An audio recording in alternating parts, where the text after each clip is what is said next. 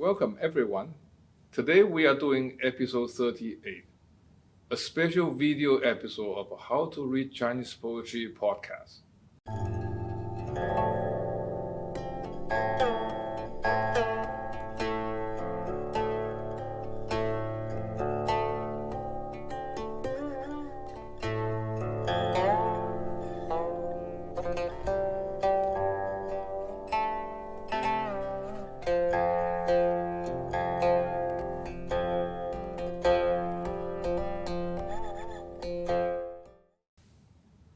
Having examined the tonal patterns of regulated quatrain in the last episode, we will today learn the tonal patterning of 8-line regulated verse, or 律诗, in both pentasyllabic and heptasyllabic forms.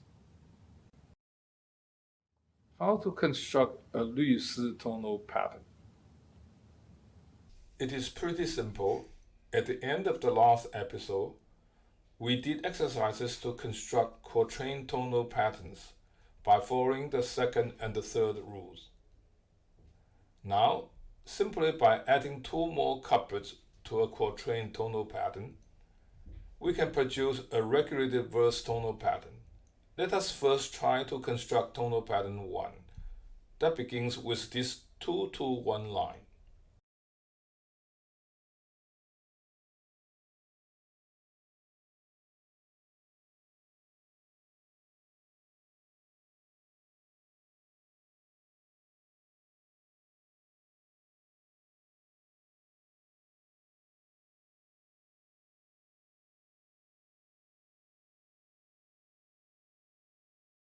Excellent.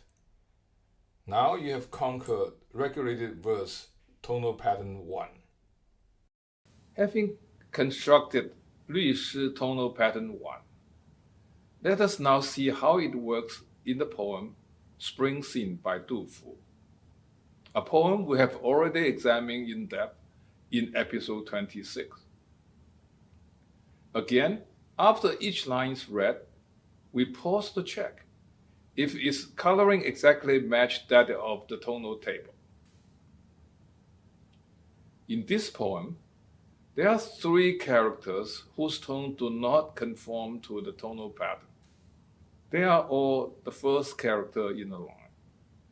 However, they do not constitute violation of the tonal pattern, because it's generally permissible to change the tones of the first and third character in a line. So we should say instead, Du Fu employs 3 variant tones in this poem. 国破山河在 Yes, a perfect match. 城春草木深 Again, the tones of the characters match that of the tonal table. 感时花溅泪 Well, here we can see a variation here. According to the tonal table, the first character should be in level tone, and here we have a character in oblique tone. But as I mentioned before, it is permissible to use variant tone in the first character of line, in most cases. 恨别鸟惊心 The perfect match. And here the second tone, if read in Mandarin, is a level tone. And this can be misconstrued as a violation of the tonal rule. But actually it is not, because in Middle Chinese or Cantonese is pronounced as an entering tone, bit. 烽火连三月 And here, again, the first character is a variation, and it is a permissible variation. And the last character is pronounced in entering tone. In Middle Chinese, 家书抵万金白头搔更短 if you look at the coloring of the characters and check it against the tonal table, then you notice another variation. it is pronounced in entering tone as a ba. But if you read it in Mandarin, you think there's no variation because bai belongs to the level tone in Mandarin. But actually, it is a violation because it is an entering tone in Middle Chinese.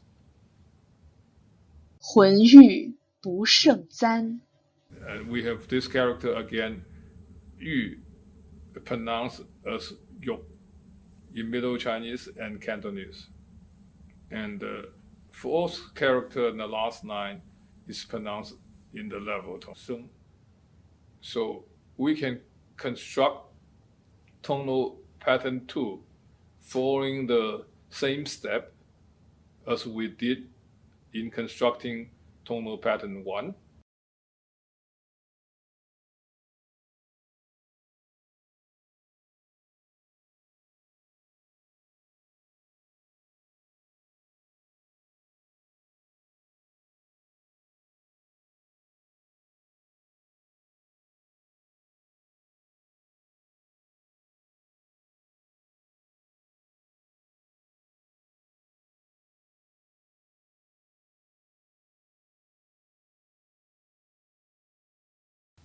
Having learned how to construct tonal pattern 2, let's look at how it actually works in the poem Climbing the Yueyang Tower with Xia Shi Er. 楼观岳阳尽， By looking at the coloring, you can tell how many variations here. The third character, it changed from the required level tone to be oblique tone, just to compensate the variation in the third character. The fourth character is also changed to a level tone. We rarely change the tone of the fourth character, but in this case, because the variation in the third character, so the tones of the fourth character has been changed from oblique to level. 川迥洞庭开， Here, you can see the first character is a variant character. 宴饮酬新去， Perfect match. 山弦好月来， Another perfect match. And yue pronounced as yet in Middle Chinese and Cantonese. 云间莲下榻， A perfect match. 天上皆行悲， A variation in the first character. And the third character, jie, is pronounced as jit, entering the ends with an aspirated T. 最后凉风起， 吹人舞袖回。 So the last couplet, perfect match. Now we can move on to learn how to construct variant tonal patterns.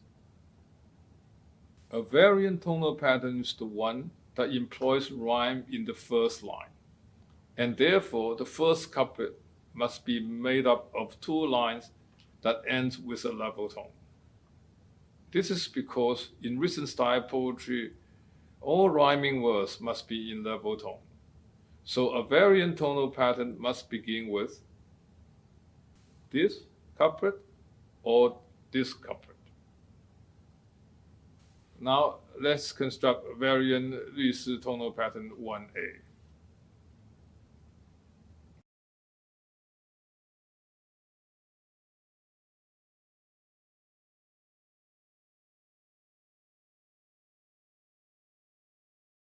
Just replace the first line with a line that ends with a level tone. So here we have tonal pattern 1A. Now, how to construct tonal pattern 2A?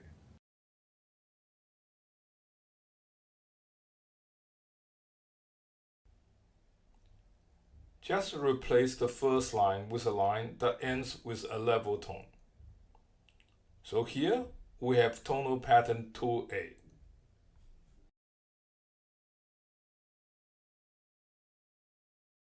Having learned how to construct tonal pattern 2A, Let's look at an example and see how it works in an actual poem.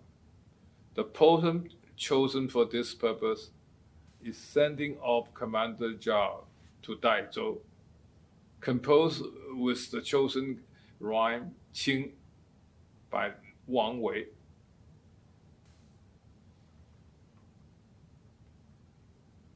天官渡江星， A perfect match. Jiang pronounced as a foreign tone in Middle Chinese. 汉地柳条青， Perfect match. 万里鸣刁斗， Another line of perfect match. 三军出井行， Another line of perfect match. Again, here, if we read it in Mandarin, then we'd be tempted to say the third character violates tonal pattern. But in Middle Chinese or Cantonese, it's pronounced as chut, which is an oblique tone. 望身辞凤阙， A perfect match. The last character is pronounced as 缺。报国取龙庭， the second character of this line. Guo is pronounced as guo, and it is an entering tone. 喜学书生辈， Perfect match. And here, the xue, if we read it in Mandarin, then we'll say the second character violates the tonal pattern. But actually it does not, because in Middle Chinese and Cantonese, it is pronounced as ho. It is an entering tone. So it fits the pattern well, because here the second character requires an oblique tone.